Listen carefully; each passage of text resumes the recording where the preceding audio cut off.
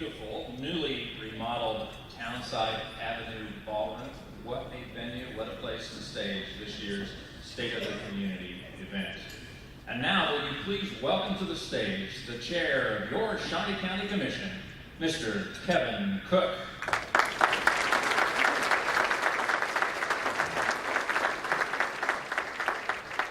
Good morning, Topeka. Good morning, Shawnee County.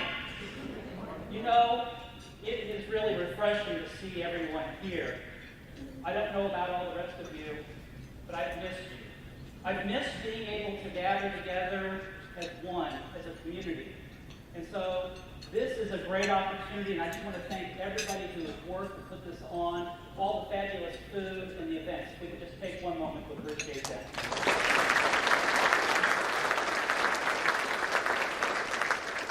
You know, growing up, there were things that seemed so normal and ordinary then, that now when you talk about them, they seem almost surreal.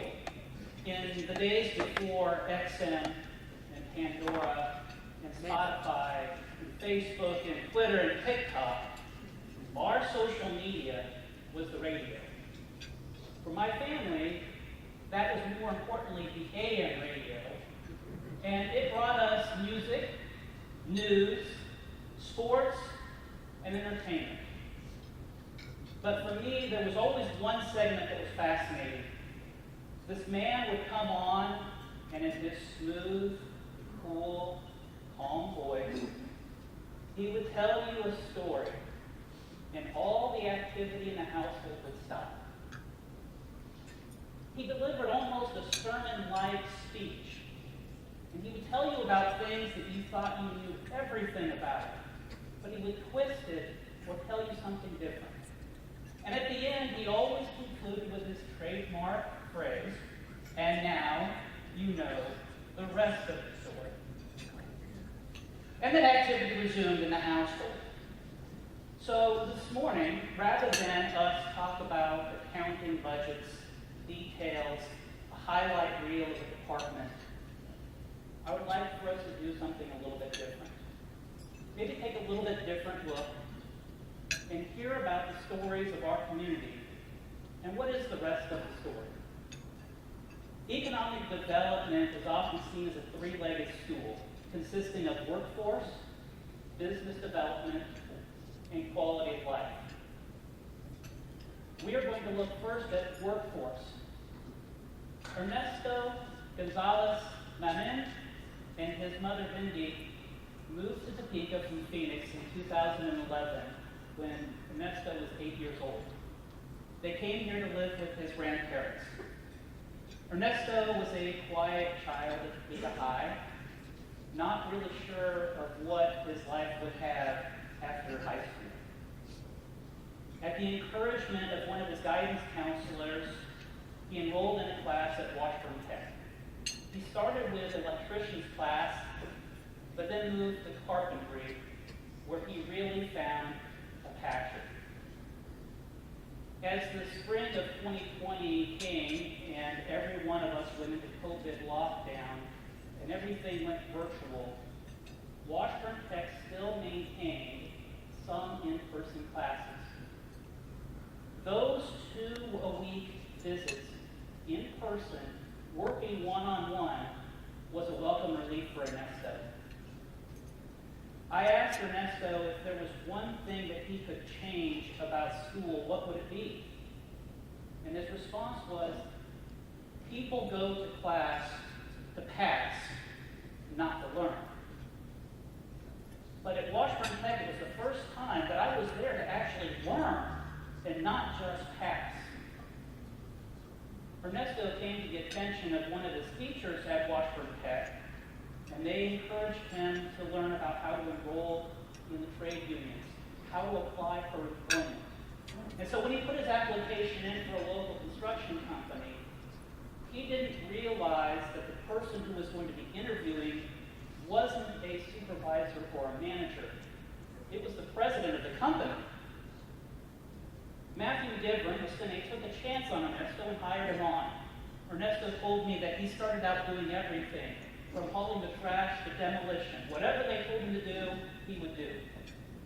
But he really found that his real calling was in framing. He explained it that at the end of the day, he had the opportunity to stand back, look at what he's done, and say, I did that, and it is beautiful. Ernesto shared with me, I asked him, what do you think of Topeka? And he said, Topeka is a city of opportunity. In 2 years, I have gone from high school into a career with a city that has welcomed me and accepted me. I have friends and activities. It has provided me a career to be able to provide for my family and myself. Ernesto now has taken the next step. He is enrolled in a journeyman classes, and he is continuing his career here in Topeka.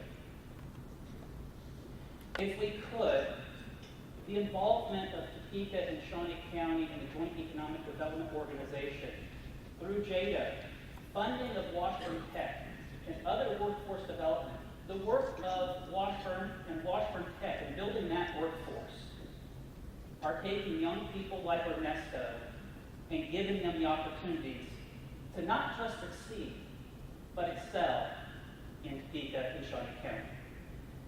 This morning, if you would please take a moment with me to recognize Ernesto Gonzalez Marin, his mother Demi, Matthew McGivern, the Senate Committee.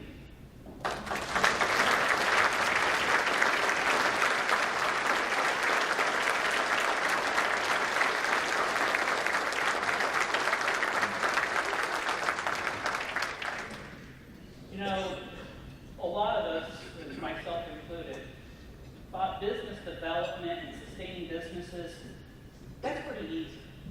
But once you really have operated a business for any length of time, you recognize that it's not just about getting your business up and going, it's about sustaining and keeping that business up and going. One of the reasons that we are here is that increasingly, for our companies to be able to succeed, we need accessible, good, quality childcare.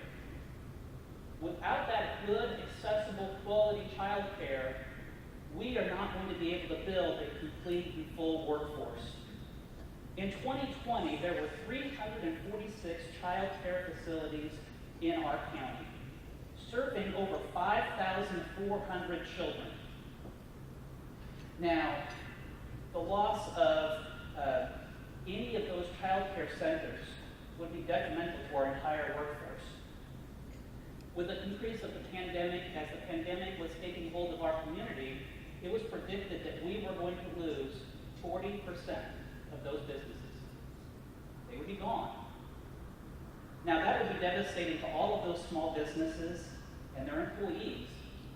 But the secondary impact is the loss of all the people in the workforce that would have to leave in order to provide that child care that was no longer there.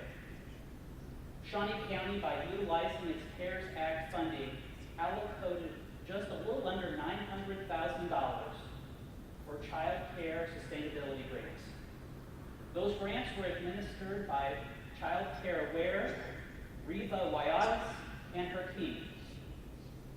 Riva worked with the child care units and all of the facilities.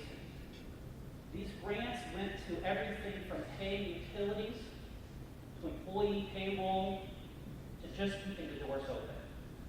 At the end of 2020, 91% of those child care facilities were still in operation today. So while we recognize that there were some loss, 91% were able to survive. Most in part by the efforts of Riva and her team by providing the resources and the funds for them to be able to keep their doors open. If Riva and her team had not been able to be there, if we had not allocated those resources, we most likely would have lost more than that. And that, again, would have had impact not just on those small businesses, but in that secondary impact of the loss of the workforce. As we continue the work of Momentum 2022, into Momentum 2027, childcare, accessible childcare, quality childcare has to be one of the pillars that we continue to make a priority in our community. Because without that good, accessible, quality childcare, we're really not developing our full potential. This morning, if you would take a moment with me to recognize Reva Wyatt for childcare wear and everything she's done.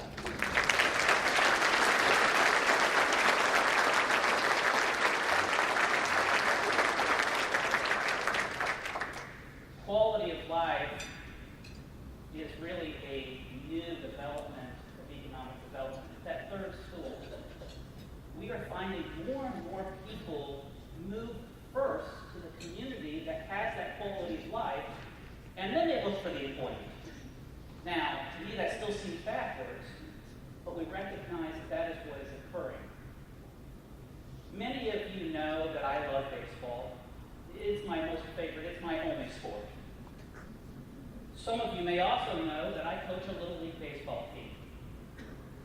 It provides me an opportunity to get out of the office, clear my head, do something that I enjoy. But it also provides me time to spend with my son, Anthony. Now, my team is the Royals. We play at Dormwood.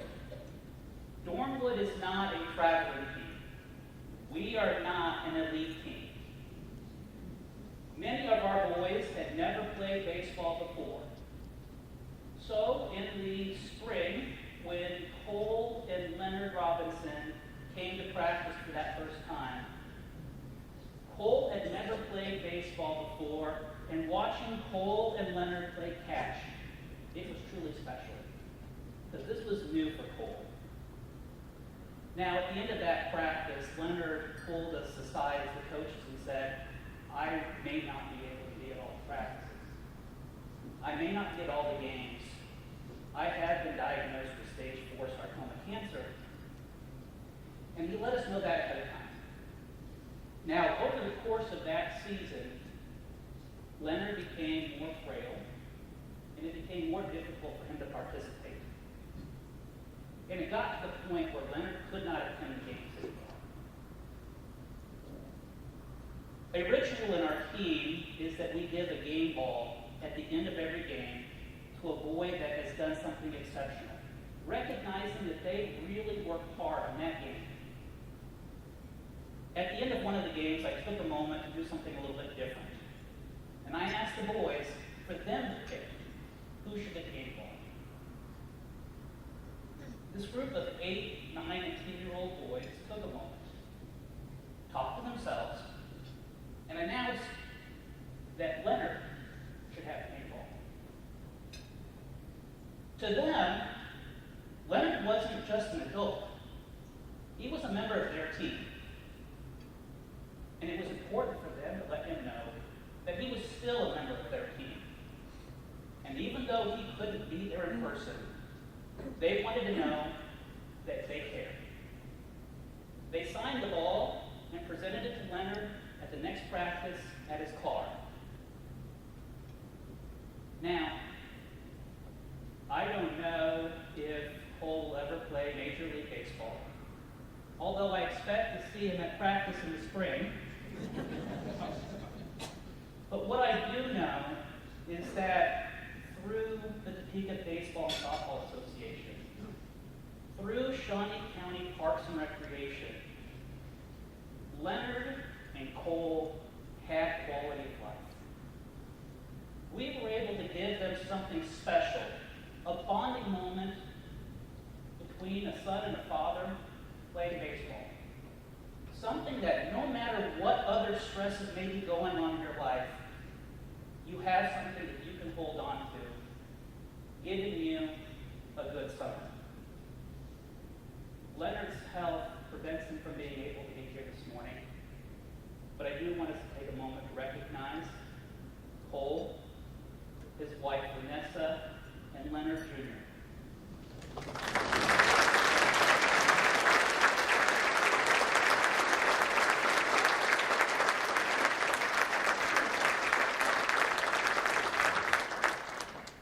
So, what is the state of our community?